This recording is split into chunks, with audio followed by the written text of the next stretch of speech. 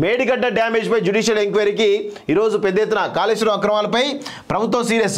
తెలంగాణ సీజేకు లేఖ రాసిన సర్కారు సీఎం చెప్పిన 2 రోజుల్లోనే ఆ దిశగా అడుగులు. కాళేశ్వరం ప్రాజెక్టు అందులో భాగమైన మేడిగడ్డ బ్యారేజ్ డ్యామేజ్ సంబంధించి విచారణకు ప్రభుత్వం ముందడుగు వేసింది. ఒకవైపు విజిలెన్స్ ఎంక్వైరీ సాగుతుండగానే జ్యుడిషియల్ ఎంక్వైరీకి ప్రభుత్వం సిద్ధమైంది. న్యాయ విచారణ కోరుతూ జడ్జిని కేటాయించాలని తెలంగాణ చీఫ్ జస్టిస్కు ప్రభుత్వం లేఖ రాసింది. సిట్టింగ్ జడ్జి చేత న్యాయ విచారణ జరిపిస్తామంటూ ఎన్నికల ప్రచారంలోనే కాంగ్రెస్ స్పష్టత ఇచ్చింది. ఓ టీవీ ఛానల్లో మాట్లాడుతూ విచారణ కోసం చీఫ్ జస్టిస్కు లేఖ రాస్తామని సీఎం రేవంత్ రెడ్డి మరింత క్లారిటీ ఇచ్చారు. ఈ ప్రకటన చేసిన 3 రోజుల్లోనే సీజేకు ప్రభుత్వం లేఖ రాసింది. ఇప్పటికే సిట్టింగ్ జడ్జితో విచారణ జరిపిస్తామని సీఎం సహా మంత్రులు వ్యాఖ్యానించగా ప్రస్తుతం పూర్తిగా స్పష్టత వచ్చింది. అయితే ఈ లేఖకు సీజే ఎలా స్పందిస్తారనేది కీలకంగా మారింది. హైకోర్టు సిట్టింగ్ జడ్జి లేదా రిటైర్డ్ జడ్జి కేటాయిస్తుందా అనేది ఆసక్తికరంగా మారింది. ఏ విచారణకైనా సిద్ధమంటూ అసెంబ్లీ వేదికగానే బీఆర్ఎస్ నేతలు హరీష్, కేటీఆర్ వ్యాఖ్యానించారు. బీజేపీ మాత్రం సిబిఐ ఎంక్వైరీకి పట్టుబడుతుంది. ఇలాంటి సమయంలో ప్రభుత్వం జ్యుడిషియల్ ఎంక్వైరీ కోరడం విశేషం.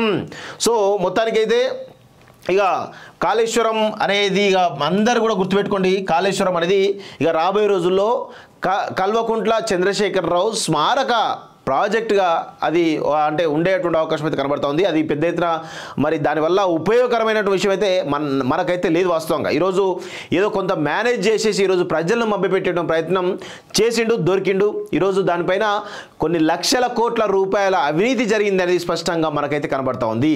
సో ఈరోజు విజిలెన్స్ ఎంక్వైరీ తర్వాత సిట్టింగ్ జడ్జి ఎంక్వైరీ కనుక జరిగితే అసలు విషయాలు బయటపడతాయి. ఇందులో ఈరోజు ఇంకా అసలు విషయం ఏంటంటే ఈ రాష్ట్ర ప్రభుత్వం రేవంత్ సర్కారు నిజంగా కాళేశ్వరం అక్రమాలు జరిగినట్టు తేలితే కేసీఆర్ పై చర్యలు తీసుకునేటువంటి అవకాశం ఉంటుందా? ఇది కేవలం ఓన్లీ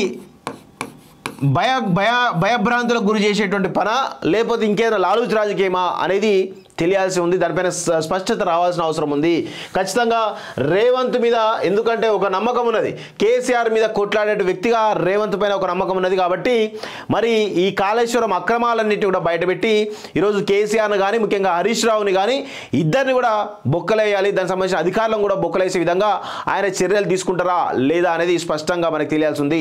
దీనిలో ఇంకో కీలకమైన 2 అధికారులు కూడా ఉన్నారు. ఒకరు మొన్న ట్రాన్స్ఫర్ అయినటువంటి స్మితా సబారోల్ కావచ్చు, అంతకుముందు ఉన్నటువంటి ఆయన పేరు ఐఎస్ అధికారి ఉంటారు కదా, దొరికిండి ఆయన, వాళ్ళ కూతురు బిడ్డ అది అయింది కదా. సో దానికి సంబంధించిన ఆయన కూడా ఈరోజు పెద్ద ఎత్తున ఉన్నారు. కాబట్టి వాళ్ళను అరెస్ట్ చేస్తారా లేదా తెలియాల్సి ఉంది వాస్తవంగా. సో ఇక కాళేశ్వరం అనేది ఇక రాను చాలా పెద్ద ఎత్తున దానిపైన జ్యుడిషియల్ ఎంక్వైరీ జరిగితే కనుక ఇక ఆటోమేటిక్గా అక్రమాలు బయటపడతాయి అనుకో, కానీ చర్యలు ఏ విధంగా ఉంటాయనేది ఈరోజు తెలంగాణ సమాజం ఉత్సాహంగా ఎదురుస్తూ ఉంది.